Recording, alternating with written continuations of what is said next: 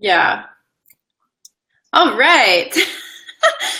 That was fun. Technical issues. So we're back and we're talking about Idea World. So Erin, why don't you just jump right back in with your tip that you were talking about? Okay, so Bev started off talking about planning and going with an intention. And my second tip is when you get the flyers and the mailers saying that this convention is coming up, take a look at the agenda. Take a look at who's going to be there and what their topics are. And that will help you decide, okay, is this convention really for me? Because I've been to some where it was great information, but it didn't really lend itself to helping me build my career. It was kind of outside of my area of interest or practice. Not that it wasn't valuable in general, but nonetheless, if you're going to spend the time, you're going to spend the money, they do cost a lot to get there, depending on if you work for an organization or you've got some sort of small budget to be able to go and get some of those expenses paid for. And again, your time is worth money. So place a value on your time as well. So if you're going to take the time to go and do this, don't treat it like it's just a vacation. Go and learn and figure out how this can help you sharpen your skills. And you can do that by starting with that goal, but then also looking at that agenda and deciding who is it that I really want to go see and what is it that they can offer me in terms of helping me expand my knowledge. And I think one of the things I enjoy the most about conventions is getting to meet different professionals. And I always advocate for people to go to a session of a speaker that maybe has a contrasting philosophical opinion or viewpoint about what they do in the profession. I mean, we know in fitness, there's 1,000 theories that roll around out there. I mean, for example, training the abs, some think train them every day, some think every other day. I mean, it just depends. And so I think it's always important to learn that other side and decide, okay, it's good to have that conflict of sorts, not that conflict has to be bad, but that discourse and saying, okay, this is my opinion of it, and going and learning about why this person has a differing opinion.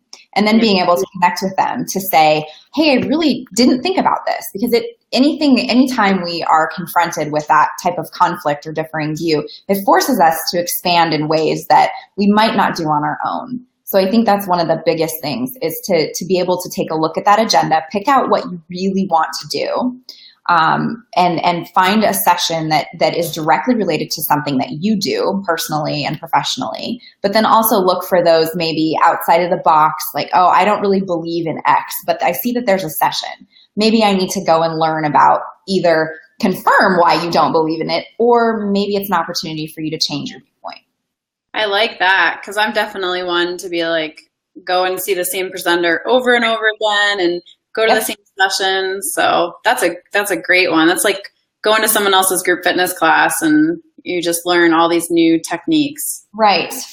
That you wouldn't have otherwise done if you hadn't have gone with that purpose of, I need to expand in my, no one ever grows in their comfort zone. Yeah, it feels really great and we like being there, and it's homeostasis. We don't like to disrupt that balance that we've created, but it's necessary if you're going to grow as a professional. Yeah, that's great. Yeah, and let me ask the viewers, what sessions are you going to? If you're going to Idea World, tell us, what sessions are you going to? So I have a third tip. So we've got 4 tips we're going over, and if you missed the first one, you can go to our previous feed. Our previous segment. We're just rolling forward. You know how it is. You're teaching a group fitness class, your microphone goes off and the music stops and you just keep rolling. So that's what we're doing here. So tip number 3 is I want to remind people to take breaks, because you can just get so overwhelmed, and it feels weird to like not go to a session when there's so many to choose from and you want to maximize. But I found great benefit in going to my room and just like laying down for a minute and relaxing or closing my eyes. They have those great massage chairs now at the convention. Oh, I always go and wait in line for that. And I just love laying there, especially last year when I was 7 months pregnant. I actually had to go lay down and rest because I just couldn't keep going. So yeah, taking a break to me is really important. It's hard to do. It's really hard to do, but you might find that when you go to your next session, you then feel rejuvenated and you can absorb the information better. Right. And I think that's a really important point. And I think also taking those breaks allows you to reflect on what you did learn. And so it gives your mind a chance to disconnect from the live action that's going on, and gives you an opportunity to think about, okay, what is it that I learned? What was the most salient point? What am I going to take away from this? What am I going to share with my students and or colleagues at home that weren't able to attend this? So it is that reflective piece as well as the relaxation that really is important. Yeah, it can do a lot for you. And so that was the third tip. So you're going to cover the fourth tip for us, Erin? Yes. And the final tip that we're going to discuss today is talking about taking notes and asking questions.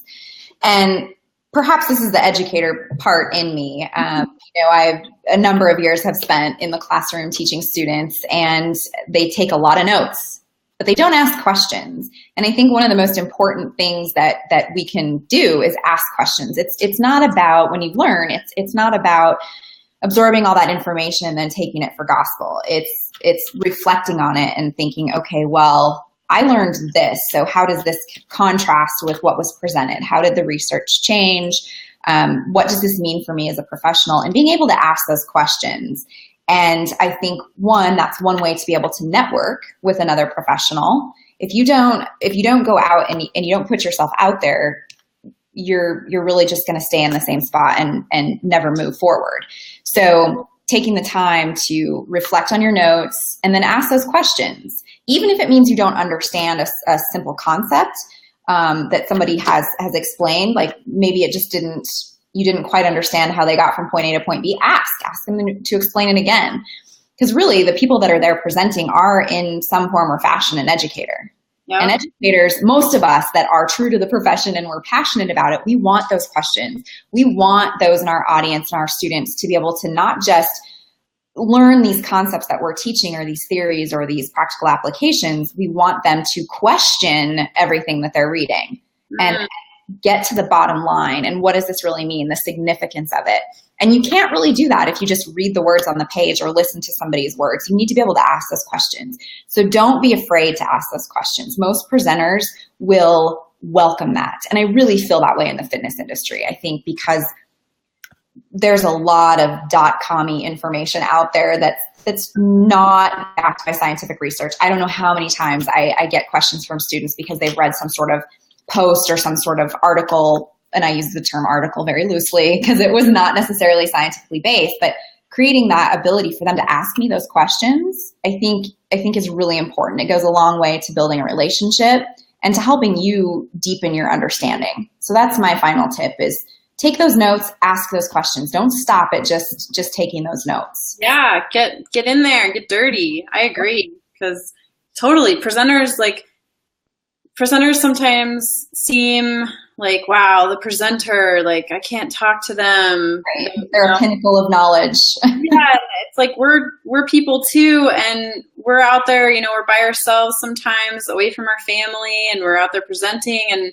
we don't come there because of the money or anything. We come because we want to engage and we want to question ourselves even and get students to ask us. And especially me, I work online most of the time. I love getting with people, and I love it when people come up to me after my session and talk with me. And you're totally right. It's such a great way to build a relationship, to talk with somebody afterwards if you resonate. I've made some really good friends by going up to the presenter and asking them questions. And I was more comfortable with that, admittedly, once I became a presenter. Yeah.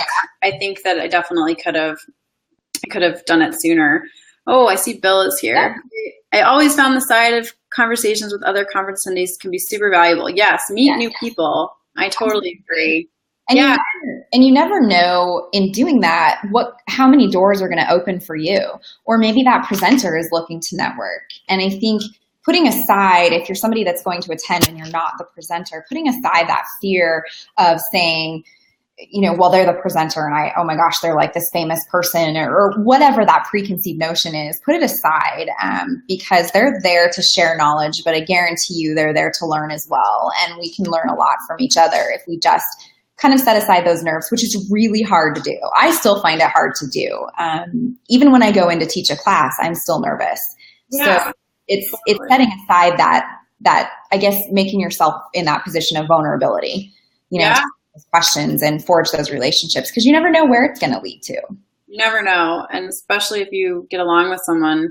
Mm-hmm. That brings up a good question. Let's put this up. Do you have any concerns about going to your first convention? If you do, feel free to ask and share. And even if you're watching this after it was live, we will be checking the comments and happy to respond to you. So if you have any concerns, or if you're someone who's presenting for the first time and you're nervous, I know what that's all about. I still get nervous every single time I go to present. I'm nervous about going next week, and it's okay to be nervous. So feel free to share that with us if you have any nerves. And if you are nervous, just know that it's okay. It's good energy. And I think that if you can somehow harness that good energy and admit that you're nervous, that's okay. I mean, that's part of, I think, that human quality that we all have. It's you're putting yourself out there.